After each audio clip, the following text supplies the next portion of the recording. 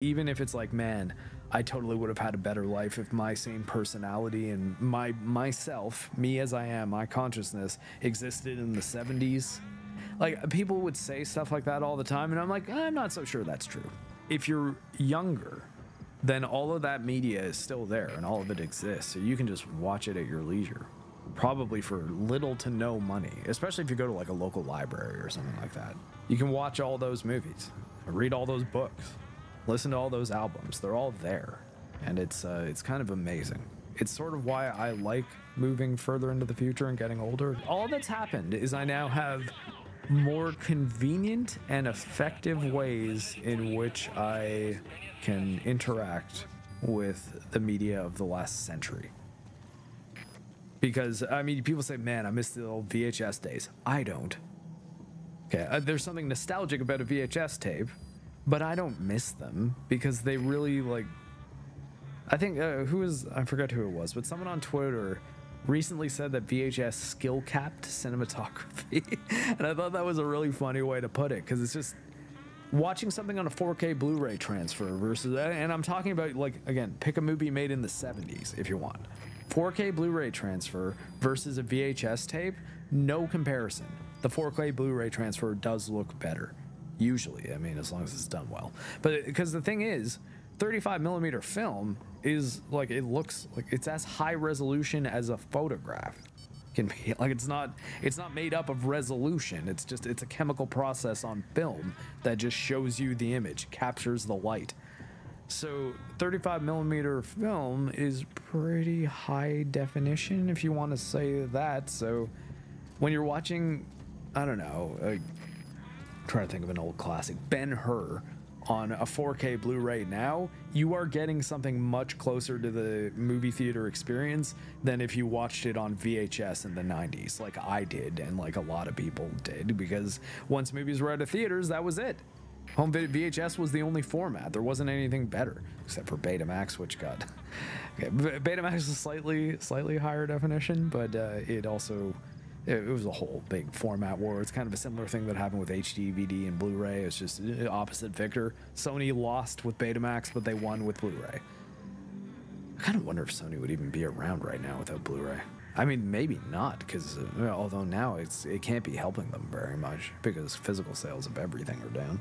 Anyways, that is definitely a tangent. Time going forward does not have to be looked at as a negative, even if it's like, man, I totally would have had a better life if my same personality and myself, me as I am, my consciousness existed in the 70s. Like, people would say stuff like that all the time, and I'm like, I'm not so sure that's true.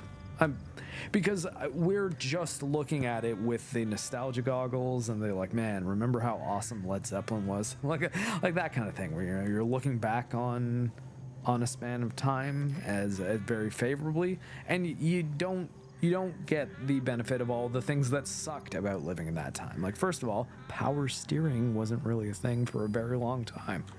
If you've ever driven a car without power steering, I could tell you, it's not super easy to do, man. It's not a good experience. I guess that's about that. Don't be ashamed about being old. Don't be ashamed about being young.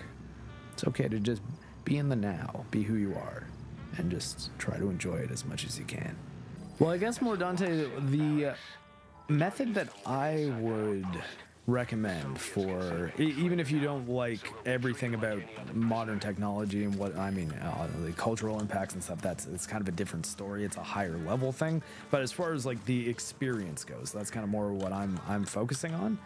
I think that even if you do want that old experience, it's out there if you're willing to pay for it and search for it. Like, you can still get a CRT TV. You can still find a functional Super Nintendo.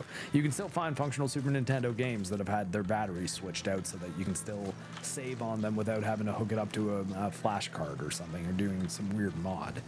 Which at that point, like, are you even using the same console? Like, at what point have you made a new device that's replicating the experience with quality of life upgrades? And at which point are you using a different device? It's a ship of Theseus kind of deal, where it's like, hey, how many parts of the ship do we change before it is a different ship? Because if we've changed every part, is it still the historical ship, or is it just a new thing we built that looks like it? You can replace a plank or two, but if you replace all the planks, the mast, the sails, like, it's kind of not the same ship at that point. Wish I waited to switch from film to digital, then the tech was more progressive. Yeah, that probably would have been a good idea. Although, I mean, someone had to make the first jump, and I think that, especially if you went to go see, I mean, I don't know, watching them on Blu-ray or if there's not 4K Star Wars, is there? But it's more, I'm actually not talking about all of Star Wars. I'm talking specifically, because this is important, it's not just tying it to Star Wars in general at all. I'm not doing that on purpose, and you'll see why. The first big movies that were shot and projected digitally in theaters were Attack of the Clones and Revenge of the Sith.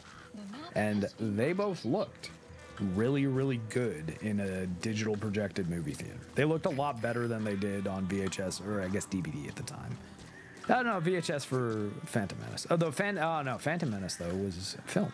Yeah, so DVD for Attack of the Clones. It did not look nearly as good as seeing it in a theater projected well, and it made the disparity between the backgrounds and the characters look a lot more strong. It had a much more blue screenish look than I remember it having in the theaters, because I was like blown away by those movies in the theaters. They were crazy looking, but they didn't really survive the home video transfer very well. And it exalted too, okay. I've got a thing for that! We have to have the graphics cranked up. You're looking at our cities, baby. I'm like, yeah, but can I turn them down a little so that this game doesn't run like my PS5 is dying? Yeah, I will leave you in peace is definitely a better thing to say than legendary gloves, son! Felling to the blade of Pinocchio, son of Geppetto. Real boy. Also mouse. Extra Girl sometimes does joke that she gave birth to the puppies. At least I think it's a joke. Yeah! Oh my god, Extra Girl did it!